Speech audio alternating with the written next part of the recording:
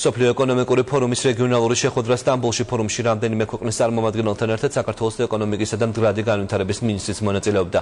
ასეთი ტიპის შეხვედრა რეგიონში პირველად გაიმართა და როგორც ორგანიზატორები აცხადებენ, ამის მიზეზი რეგიონში არსებული სახელმწიფოების მაღალი ეკონომიკური მაჩვენებელი გახდა.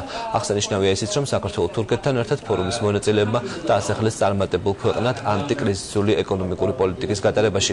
გარდა ამისა, ფორუმზე განიხილეს საქართველოში გატარებული რეფორმები და ის პროგრესი, რომელიც ქვეყანამ ბოლო რამდენიმე წლის განმავლობაში განიცადა. სოფლიო ეკონომიკური ფორუმის ერთ-ერთი მთავარი თემა არის ბიზნესის კეთება საზღვრების გარეშე. საქართველო არის მოყვანილი როგორც მაგალითი რეგიონალური ცენტრის არა მარტო სატრანზიტო და ლოჯისტიკური მიმართულებით, არამედ ასევე ბიზნესის კეთების გამარტივების მხრივ.